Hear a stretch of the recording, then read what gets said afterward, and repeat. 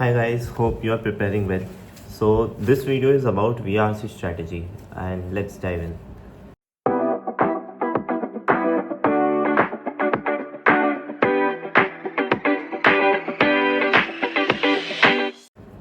तो मुझे बहुत लोगों ने कमेंट में पूछा कि प्लीज़ VRC की स्ट्रैटेजी बताओ, आप कैसे करते थे. I actually went from I think 52 percentile to 93 percentile. But a word of caution before you start, I'm not the best person for VRC. I'll tell you my strategy, but I would say it is more from a strategic perspective than a learning perspective. जिस तरह से मैंने VRC को handle किया. So if you are someone जिसका English अच्छा नहीं है, जो बहुत ज़्यादा स्ट्रगल कर रहा है और पता है कि VRC सेक्शन निकालने में मुश्किल होगा, you can not increase your accuracy much and you are not very comfortable with the section as a whole, then this video might be helpful for you. But if you are someone who is eyeing 98-99 percentile in VRC or you are pretty comfortable with it, I would recommend you to stop right here. So let's go into it. First, vocab की ज़रूरत नहीं है, ये बात अच्छे से याद रखना. I don't know vocab. People who know me know कि मेरे को एकदम भी vocab अच्छे से नहीं आता. And I speak very simple English.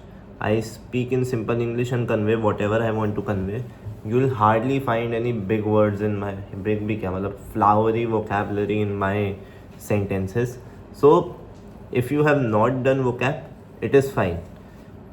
उसके पीछे दिमाग मत लगाओ. And now since you don't have a lot of time left, इसके पीछे तो बिल्कुल भी दिमाग मत लगाओ until OMETs are your targets. पहले IIFT में आता था डायरेक्ट vocab के क्वेश्चन, बट क्योंकि अब IIFT का एग्ज़ाम ही हट गया, so that is a sign of relief for you all. And probably अगर ये मेरे समय होता तब तो मैं vocab को एकदम ही नकार देता, मैं उसकी तरफ देखता ही नहीं. Second, give equal weightage to VA. So VARC section को अगर आप ब्रेक करोगे, so it's VA and it's RC. A lot of people, most of the people concentrate on RC, not the VA part. What I used to do was every day almost without a miss मैं 30 VA practice करता था. वो क्या क्या होते थे? Parajumbles होते थे, ऑड वन आउट होते थे, पैरा समरी होते थे. हाँ, आई थिंक यही था, हमारे समय तो यही 3 था. और जब हम लोग एग्ज़ाम हॉल में गए थे तो कुछ नया मिला. But I use to practice 10 each of all of these every day almost without a miss. So that helps a lot because you know वो 8 क्वेश्चन होते हैं, बहुत क्रूशियल है. That's 1/3 of the section of VRC. And even if you get 8 में से let's say the mix is 3-3-2, 3 para summary, 3 odd one out, 2 para jumble. So 6 question है जो non theta है, 2 क्वेश्चन है जो टीटा है. 50% एक्यूरेसी लेके चलते हैं. सो आउट ऑफ दो 6 if you get 3 right, it is 9 marks, -3 6 marks. And odd one out में नहीं, सॉरी, पैरा जम्बल में क्योंकि टीटा है so there is no negative, so you are getting 1 right which is 9 marks. उन 8 question को करने के लिए मैं मैक्स 12 मिनट लेता था. सो 12 मिनट में 9 मार्क्स. 12 मिनट में 9 मार्क्स कितना होता है? 9/12 which is 3/4 which is 0.75 marks पर मिनट. 0.75 मार्क्स पर मिनट को अगर आप मल्टीप्लाई करोगे 40 मिनट से, सो that is 30 marks in VRC. So even if you are scoring 0.75 marks per minute, 30 marks in VRC will get you a comfortable 96-97 तो आ ही जाना चाहिए आराम से. So मैं उस तरह से सोचता था. Now you can definitely question Hemant तुम्हारा क्यों नहीं आया. So I have talked about it in my CAT journey video, what happened in the hall. But हाँ, मैं इसी mindset से जा रहा था. I wanted to maximize my attempts. The reason कि भाई मेरे से एक्यूरेसी नहीं सुधर रहा. I have tried my level best कि मैं सारे ट्रिक्स एंड टिप्स अपनाऊँ, मैं पढ़ूँ, सब करूँ, डेली रीडिंग करूँ, बट उससे मेरी एक्यूरेसी इंप्रूव नहीं हो रही. So I accepted the fact and then I took a decision कि ठीक है, मार्क्स क्या होते हैं? Marks is attempt rate into accuracy. So मेरा अटेम्प्ट रेट इट्स लाइक मैं 20 क्वेश्चन में अटेम्प्ट करता था एंड कैट में मेरा एक्यूरेसी 55% था because I saw the response sheet. So 55% accuracy at 20 questions was 11 questions right. 11 questions right के मेरे को 33 मार्क्स मिले. और मान लो 11 क्वेश्चन रॉन्ग के अगर आप पूरा -11 मान लो, तो था नहीं case. So -11 is 22 marks. Scale up होके 24 हुआ which got me 92.37. So even at a disastrous accuracy rate of just 55%, I was able to score a comfortable 90 plus percentile, and I acknowledge that it was not my best section. तो मैंने उस पर ज़्यादा ध्यान नहीं दिया, उस पर मैंने मिनिमम भी नहीं बोलूँगा, गुड इनफ वर्क किया कि at the end of the day कम से कम मैं 50-55% एक्यूरेसी मेंटेन रखा और it's not a full downfall. But हाँ, मैंने बाकी सेक्शंस को थोड़ा इन्हांस किया. So VRC something that you are not comfortable with and I can understand because I faced a lot. So ये करो. तीसरा चीज़, I every day almost I use to take a VRC mock test. कैसे? हमने क्रैक्यू ख़रीदा था, मेरे पास IMS था, किसी के पास टाइम था, किसी के पास कुछ और कोचिंग मटेरियल था. हमने सबने उसको एक साथ किया, एक ग्रुप बनाया जहाँ पे 4-5 लोग थे. And every day we had a ritual कि हम लोग उसको अटेम्प्ट करेंगे, अपना स्कोर्स लिखेंगे and then get on a meet at 9:30-10 PM. वहाँ पे हम लोग डिस्कशन करेंगे. सो लेट्स से I am the one who did the first RC and मेरा 4 में से 3 क्वेश्चन राइट हुआ है. So first what will happen is, first I'll have to explain to them what I understood from the passage and then they will say कि हाँ मैं सही समझा कि नहीं. अब हो सकता है कोई जिसका 4 का 4 राइट हुआ वो बोला नहीं यार हेमंत तुम ये गलत समझा, या समझ लो मेरा 0/4 राइट हुआ है तो उसने बोला नहीं हेमंत तुमने ये गलत समझा. ठीक है, उस चीज़ को हम लोग फैक्टर इन करते थे.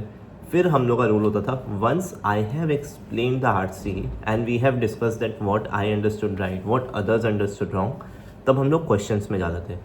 क्वेश्चंस का एक ही रूल था, 1 by 1 होंगे. So let's say if there are A, B, C and D persons in the meet apart from me, so A will take question 1, they will read the question and then they will choose an answer. Let's say they chose the answer C. So we did not used to ask why did you choose C, we used to ask why did you eliminate A, B and D. तो ये हम लोग का rule चलता था. The answers were not visible obviously.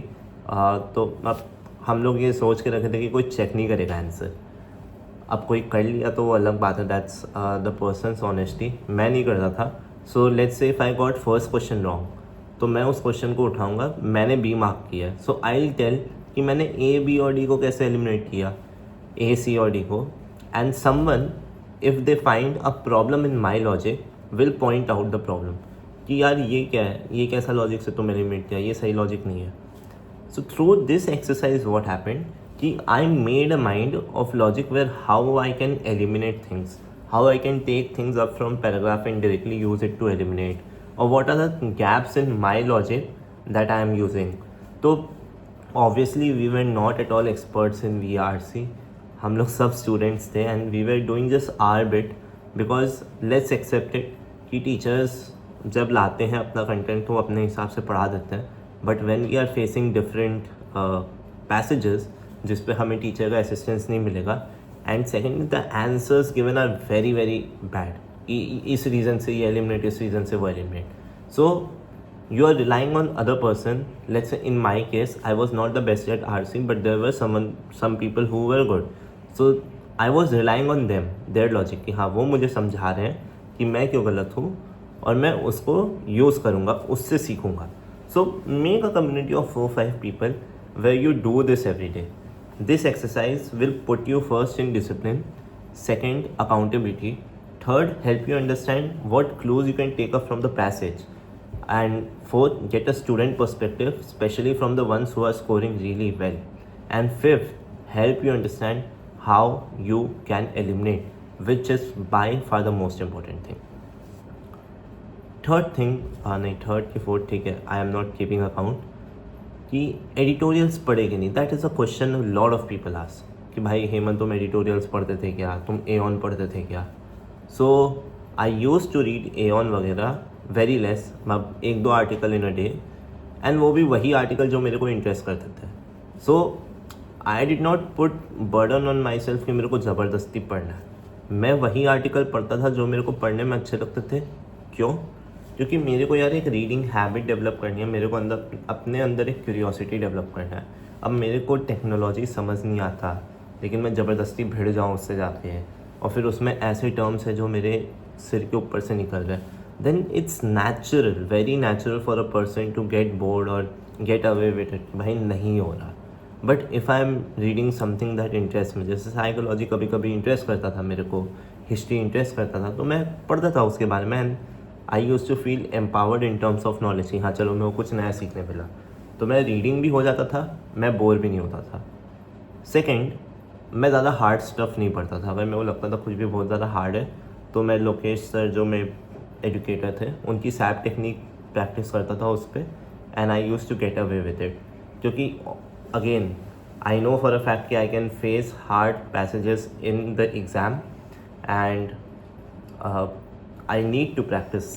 तो hard passages भी पढ़ने पड़ेंगे, बट आई डोंट अग्री कि रीडिंग हैबिट मेरे लिए बहुत बड़ा ब्रेक थ्रू था। However it was crucial for me because of the fact that I wanted to increase my attempt rates. तो अटेम्प्ट रेट इंक्रीज़ करने के लिए मेरे को फास्ट रीडिंग ज़रूरी था, मेरे को सैप टेक्निक अच्छा से आना ज़रूरी था जहाँ मैं इररेलेवेंट कंटेंट को माइंड में बहुत जल्दी फ़िल्टर आउट कर दूँ, और थर्ड मेरे स्क्रीन के साथ कंफर्ट बहुत ज़रूरी था, क्योंकि यार स्क्रीन में इतना देर पढ़ना it exhaust you totally. So that is why I use to read. और मैं जो भी पढ़ता था स्क्रीन में पढ़ता था, I did not use to read ऐसे hard copy. So maybe you can adopt this reading habit, but don't think कि भाई मैंने रीड कर लिया तो मैंने आज का पूरा काम कर लिया। नहीं, वैसे नहीं होता।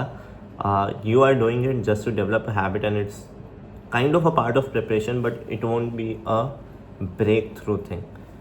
मतलब ये मेरा पर्सनल ओपिनियन है, but I don't really agree कि रीडिंग से तुम सब उखाड़ लोगे। So if I pin down again what is the thing, I went through strategy way. वो कैप की ज़रूरत नहीं है, एक डिस्कशन ग्रुप बनाओ, अकाउंटेबिलिटी रहेगा, मॉक्स वगैरह दोगे, डिस्कशन करोगे तो तुम्हारा माइंड एक्सपैंड होगा। Fourth, reading is not a very breakthrough thing. तो मैंने इसी तरह से यार अपना VRC का किया था, मॉक्स, रीडिंग और daily practice. I did nothing superficial, I kept it very very simple and I would advise you as well, please keep it simple, ठीक है। Don't get into everything, grammar ज़रूरी नहीं है, अभी मत घुसो उस पर। ओमेट्स टारगेट है, अपने मन में पहले ही डाल दो, ओमेट्स अगर टारगेट है तो ग्रामर करना है, वरना from CAT perspective it is not really necessary. CAT test your logic and not your grammar. वो लोग सब कुछ के ऑप्शन दे के रखे हैं अपार्ट फ्रॉम PJs, तो सब कुछ के ऑप्शन दिए तो तुम ग्रामर सीख के क्या कर लोगे उतना। अगर होता कि उन्होंने ग्रामर फीलिंग दिया जैसे IFT में देते तो समझ भी आता। तो choose the right things to pursue. Don't just listen to anyone. I mean, I am also anyone, but don't just listen to people who have got 99 99.5. अपने उसको जानो, क्या बोलते हैं ना, अपना कैपेसिटी को पहले जानो कि हाँ ठीक है हेमंत, जैसे मैं खुद को बोला था, हाँ हेमंत तुमको, मेरे को पता है कि मैं एक्यूरेसी अच्छी नहीं कर पाऊँगा, तो मुझे अटेम्प्ट रेट बढ़ाना है and I can not expect a lot in VRC, so I have to double down on other sections. इस बात को एक्नॉलेज करो, तभी आप अपने प्रिपरेशन में आगे बढ़ोगे, उसके बिना नहीं होगा, ठीक है।